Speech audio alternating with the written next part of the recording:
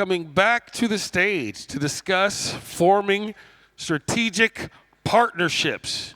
You know him, you love him, all the way from Canada. The one, the only pioneer in the space. Let's hear it for Alex Revich! Yeah. What's up, everybody? Almost the end of the ICBC Barcelona. How's everyone doing? Doing all right? Come on, get a little more energy. It's the last panel of the last ICBC in Barcelona. They're going to turn this place into condos next year, so got to just enjoy it while we can. I'm going to bring my awesome panelists out. Come on out, panelists. Don't be shy. Okay. We get under a picture. Yeah.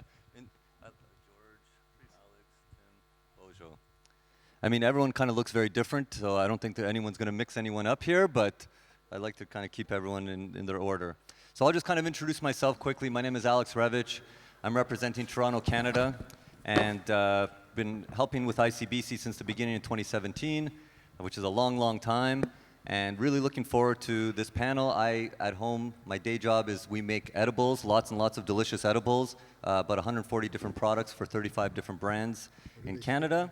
And when I'm not doing that, I'm organizing awesome shows and getting people connected and networking. So really excited to be speaking with this awesome group of panelists. I'll let them introduce themselves, starting with my man here, Bojo. Hello, my name is Bojo Radisic, coming from Slovenia. I am a researcher I work in our institute for last 10 years, following the patients and helping the patients. But now we stepped over into the research world, so on some cannabis genetics, maybe I will talk later more about it. And among this, we also organize scientific conferences and seminaries for doctors and nurses in Slovenia, because we want to introduce cannabis to a medical system as soon as possible. Very cool. Thank you. Tim?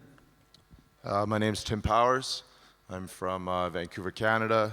I've been involved with cannabis activism for probably a little over 15 years. I'm the founder of a company called Kind Selections.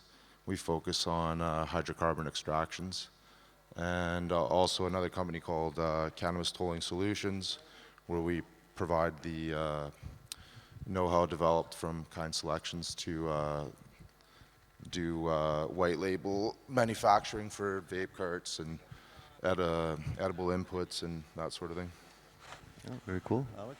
My name is Alexander Rieck. I'm working for the Grünhorn Group. Grünhorn Group exists of a local pharmacy in Germany, one of the biggest pharmacies when it comes to medical cannabis in Germany. I think better known as the Grünhorn. You can find us on the internet, and a lot of people are ordering their medical cannabis there. We also have Cannabis as wholesale and importation company. I think we have one of the best setups regarding the licenses, so we can source from every country in the world. And also primary packaging, market release, etc. So yeah, I think it's one of the most interesting setups to import and distribute medical cannabis in Germany.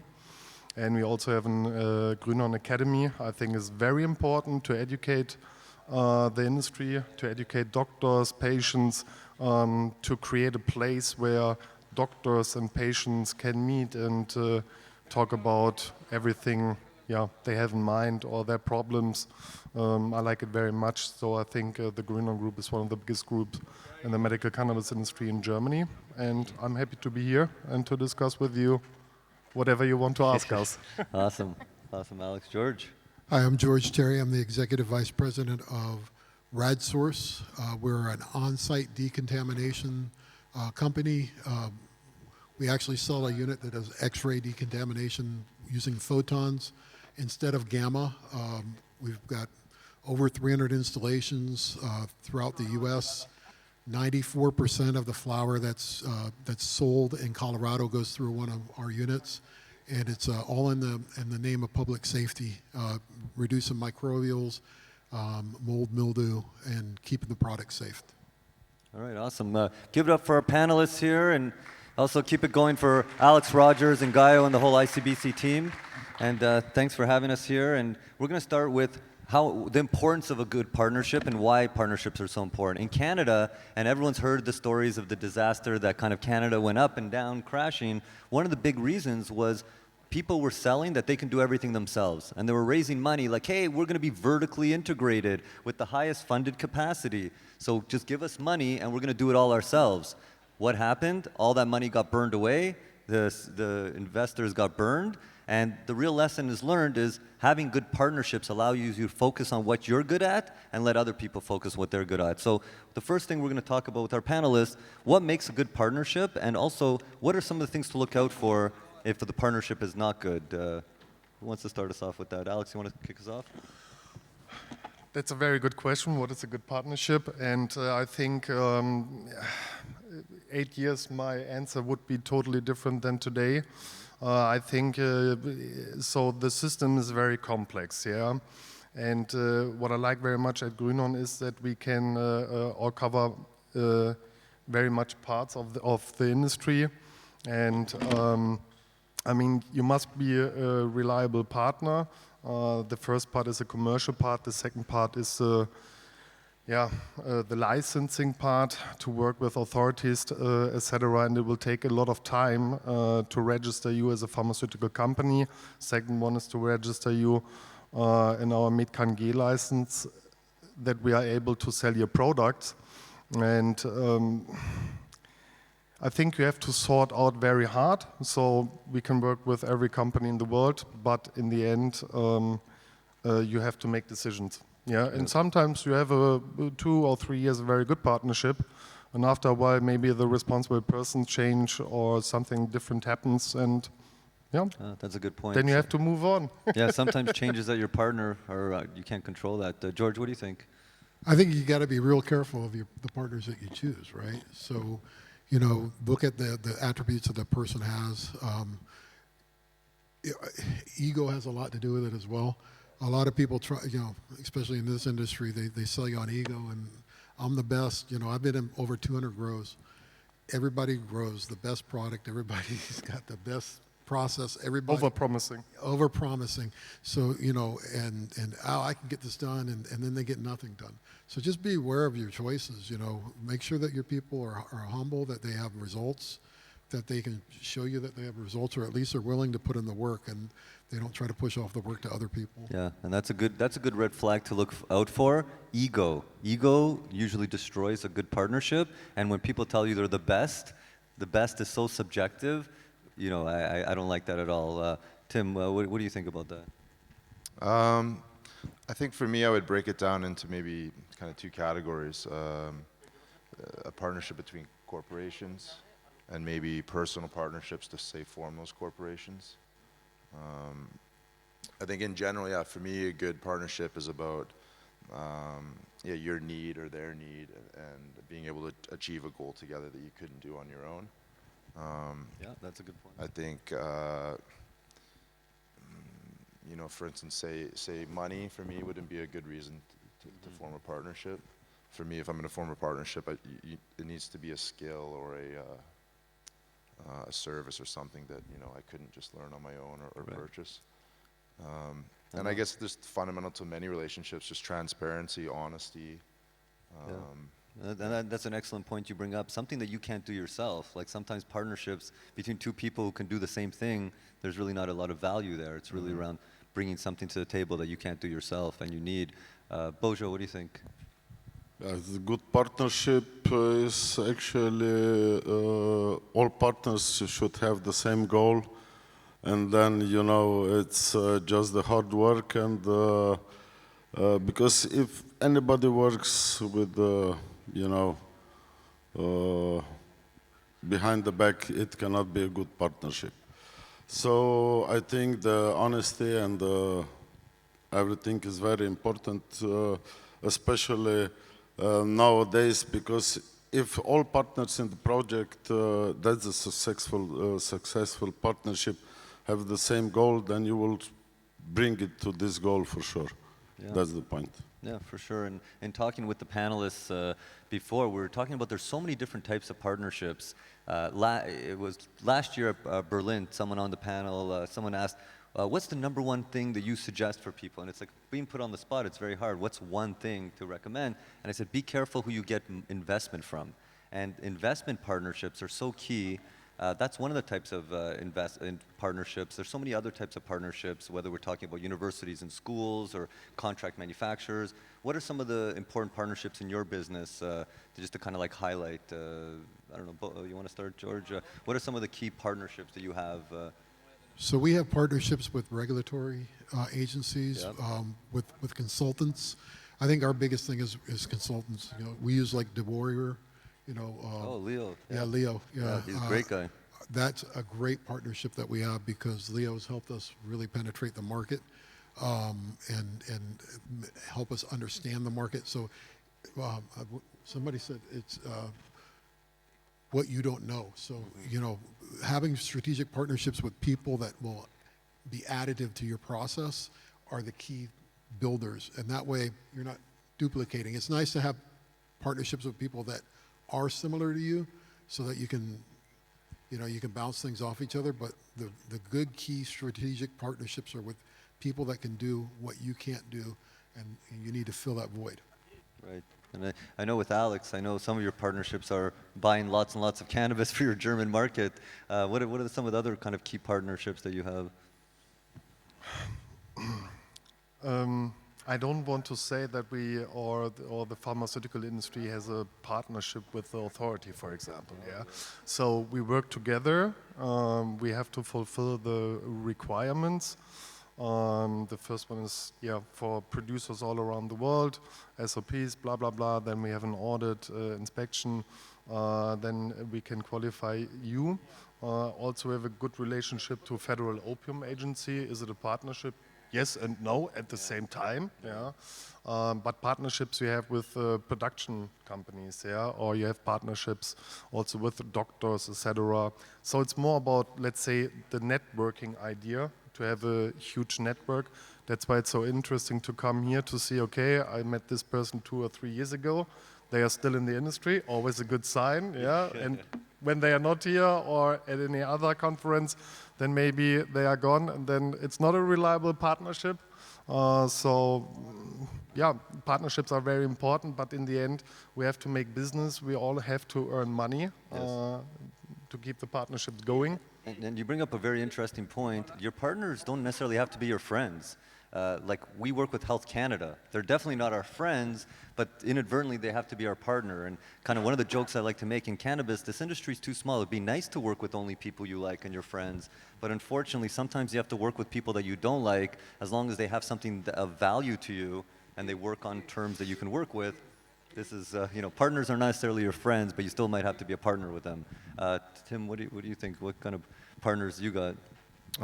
Yeah, to get our product type to market, I struggled with the idea and getting a grasp on regulation. And so what we did is partner with a group that had licensing and regulation under control, and that, you know, really allowed us to just focus on bringing our know-how of creating products to market.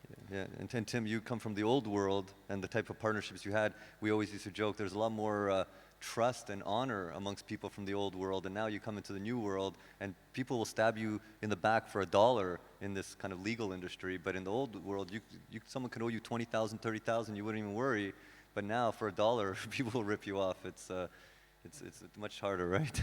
Yeah, I think that goes to the point I made earlier about, you know, honesty, transparency, people's character within those partnerships. I think for me is the number one thing. If someone could offer a leap to the moon, but are dishonest or somebody I'm not going to be able to spend time with, then it's a partnership that won't work. Good point. Can I add something? Yep. Sorry.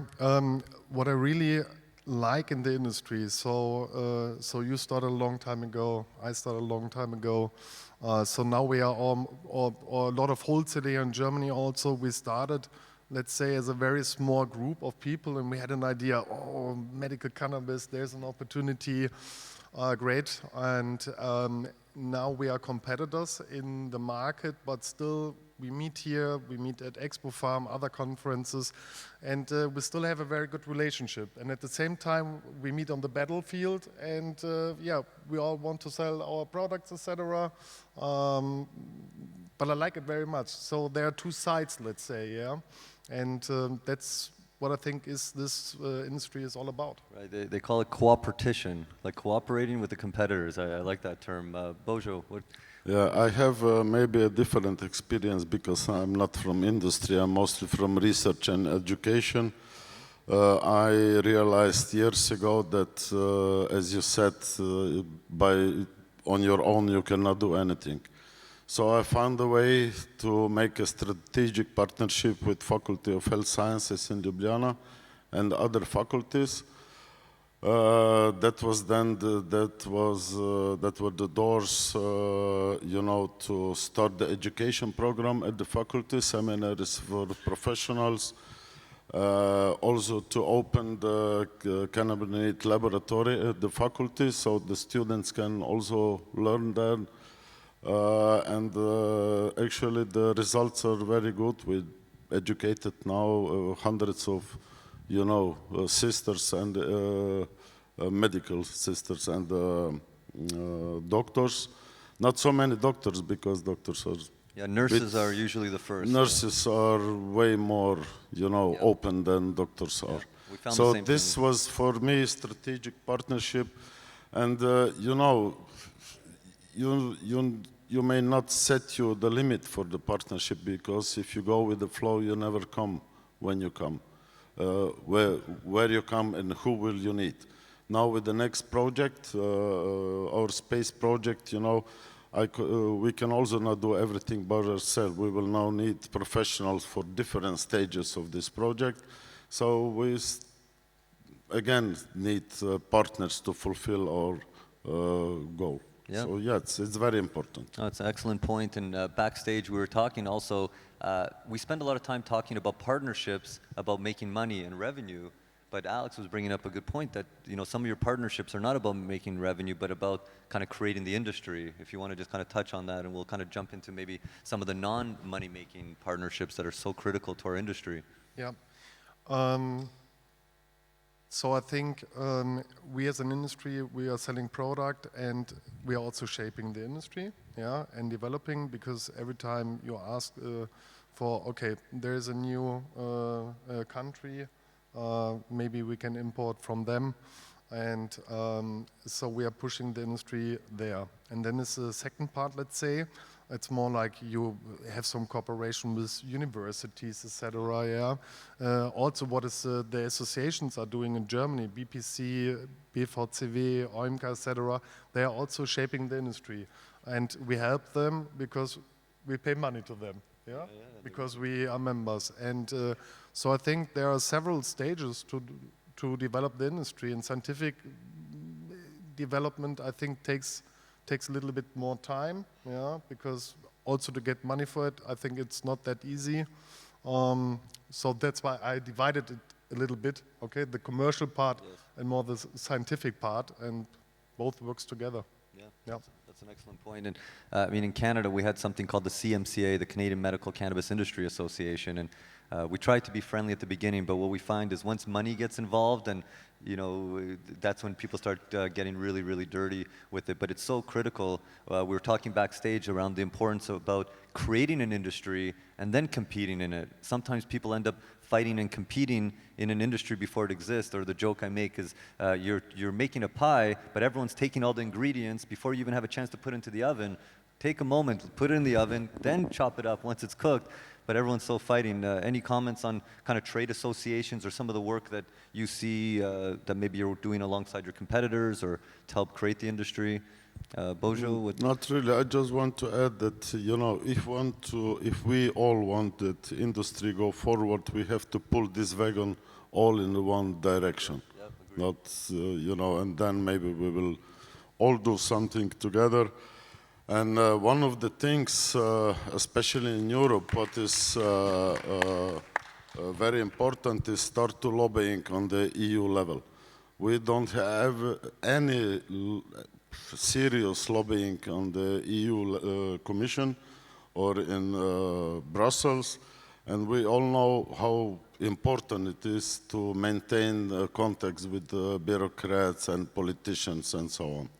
So maybe this is the reason why Europe is very unstable and very unreliable market for the time being. Yeah, and George, I would love your perspective. I love being on panels with George because he's in the cannabis industry, but he is in a whole other world of like real medical devices, traveling the world, huge company.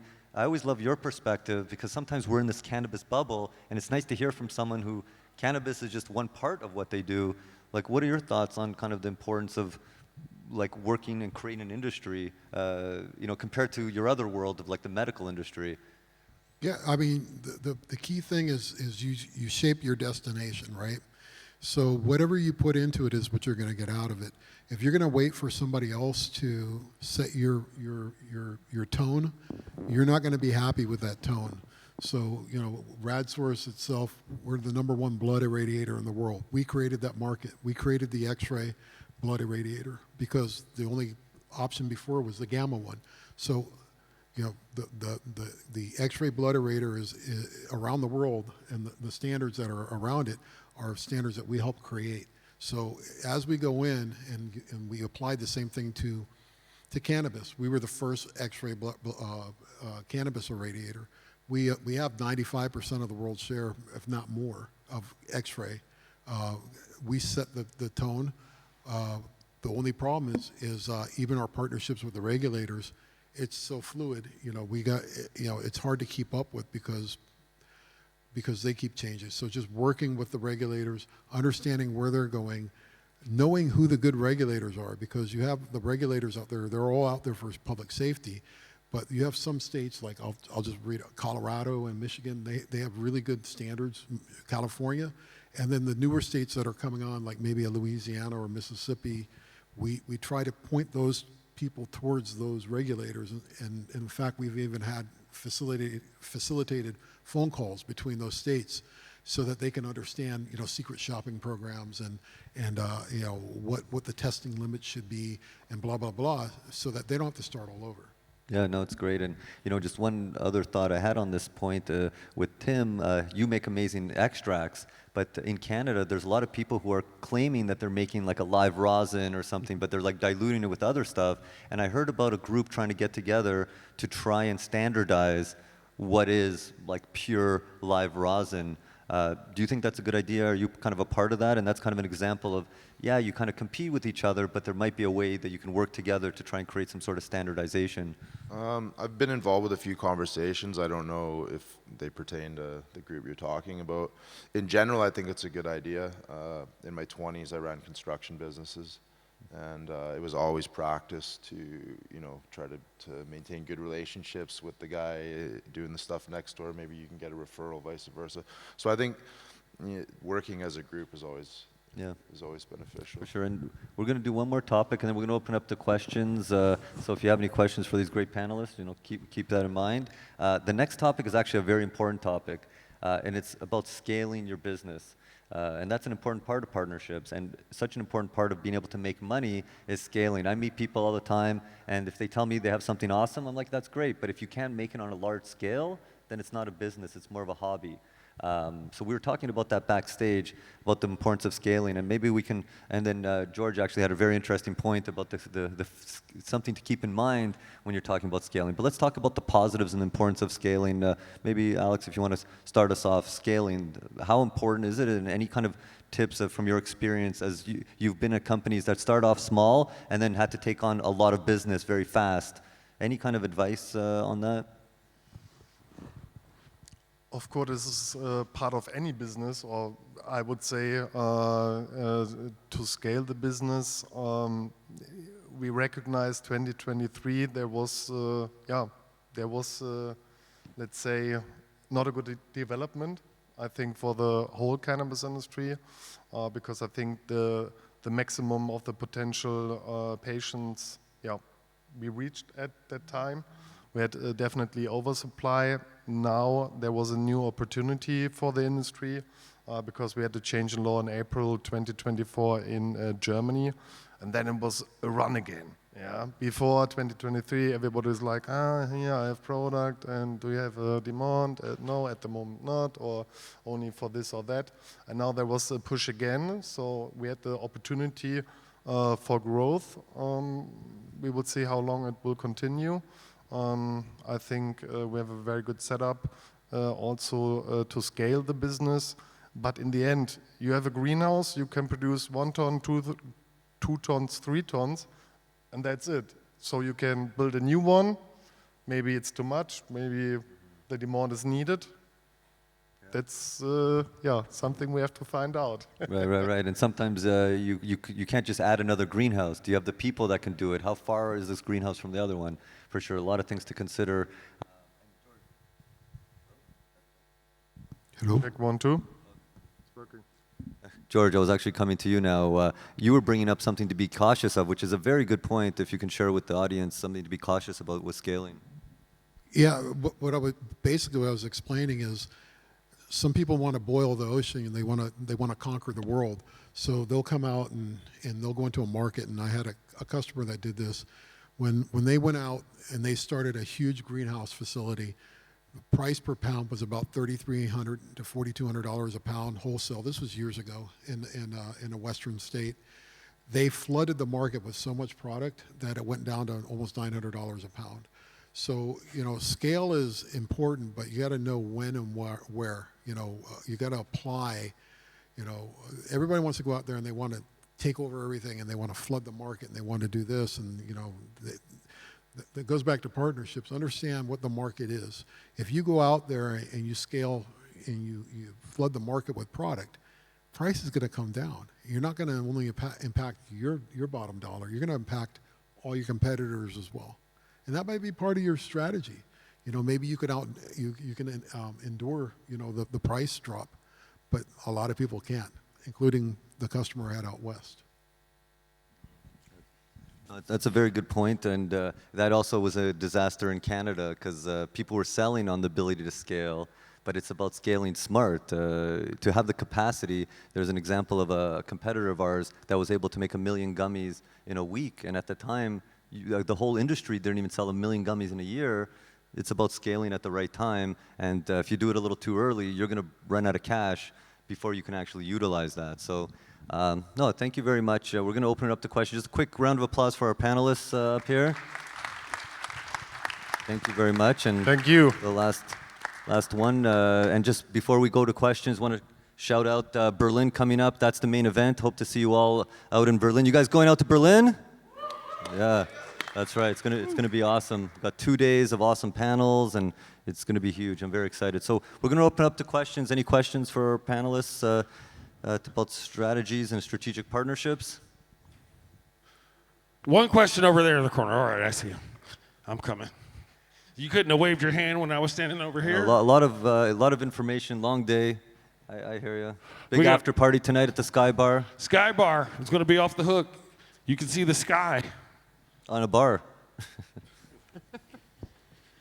Hello, everybody. Thanks for the great presentations. My question is, what do you think is the biggest challenge and what do you think keeps us from forming the real strategic partnerships?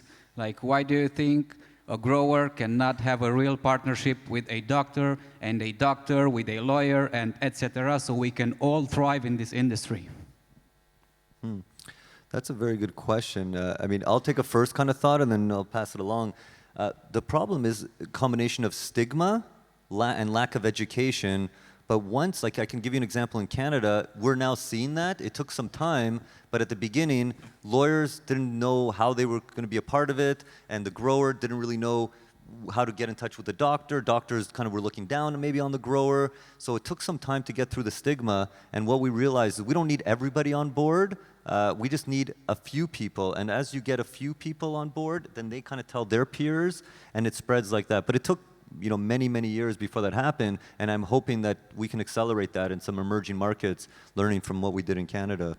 Anyone else with some thoughts? Yeah, I just want to add, it's very weird, especially on the cannabis market, because cannabis is the most researched plant, right? and it still doesn't come into the mainstream medicine, let's put it that way. And the point is that general public nowadays knows more about cannabis than professionals. It shows in Slovenian referendum when almost 70% people were in favor for medical use and 52% for personal use. So, you know, but still the biggest obstacle, what Robert asked, is still bureaucracy. So national bureaucracy and European bureaucracy. That's the biggest obstacle. So it sounds like bureaucracy, stigma, and education, I think, are the three key things. Stigma is not there anymore if you have 52% general public. Yeah, that sounds really good. That's very good. Excellent. Go Slovenia. I think it's difficult, but I mean, we started in 2017 and it was very beginning, everything was very small, no doctors available, public health insurance against the industry, etc. I think it will take some time. Of course, it could be faster, yeah. Sometimes I wish very fast, but in the end, there is a development. And I often hear in the cannabis industry, everything is going so slowly, and pharmaceutical industry is so hard, and and it will take some time. Yeah, but that's part of the game. And when we take these challenges, we at the same time we develop the market. Yeah, and of course there's a lot of people who are still saying cannabis bullshit doesn't work, etc. Then we have the other side. Just placebo. Yeah, just placebo doesn't work, blah, blah, blah. And then on the other hand, you have the patient, they are coming to you and say, hey, come on, medical cannabis, it gives me so much in my life. I could reduce other pharmaceuticals, etc., and it improved my life. And we have to fight as an industry, also, at politicians, etc. So we are talking to a lot of politicians at Grünhorn. And that's always when they come and have a look and see, okay, that's serious business, pharmaceutical business. They visit the pharmacy, and then they change their mind. And now you have some new governments to change their mind. You have a new government. You're going to have to do a lot of work. But we're working on it. You know, and it's such a short time. I joke with my business partner. We have so much stresses sometimes, and I say, you're going to look back and laugh at this. You know, it's only been a few years. When people compare it to alcohol, I said alcohol has been around hundreds of years legally, and you can't compare it to something that's been around legally for hundreds of years. We've been around legally for like 5-10 years on a world scale. So it's really early days. I think we're doing really well, but sometimes people want it to be faster, and it could be frustrating sometimes, for sure. It is. Absolutely. I think there's one more question here. Okay. I thought you want to replace me, but I will enjoy it. First, I'm from Israel. I was also a patient, instructor of medical cannabis. I do protest, I do NGO against all the interest in the room that not making, and everyone is suffering in this industry with this in different ways and economic. And I think I just want to ask you and say, it's about time all of us all over the world in this industry will join together and give some amount together for lobbying, for truth, for fighting the truth, because the people want it. And we don't, it's not our problem that governments are corrupt and broken, and we came to save the world, and all the talents is in our hands, and we need to treat the people, and we need to work together, and it's needed a little bit money inside to work in every country to make it just faster that they understand, because Trump can't legalize it tomorrow if he understands. Kennedy, you know, it's just, so this is what God bless us in our way. Yeah, thank you very much. I think this is a very nice final statement for the conference. I don't think that was a real question, but sometimes we need such kinds of statements as well. It was really good. And we totally agree with that sentiment. And you know, we're going to get there, I think, but having some compassion is really important for sure. Thank you. We wrapping it up? All right. Goodbye, Barcelona. See you at the Sky Bar. Shout out to Alex and Gaio and the whole crew at ICBC. Big up. And that concludes the International Cannabis Business Conference Barcelona 2025. Hey, if you got a translator device, make sure to bring it back. Don't forget to go get your bag or your jacket from the coat check, because people forget that shit all the time. We'd like to thank the Tallman Group. We'd like to thank the Tallman House. We'd like to thank the Auditorio de Cornella. We'd also like to thank everybody at Cannabis and all of you for coming out. We'll see you tonight, and we'll see you in Berlin. Vaya con Dios. Te vaya bien.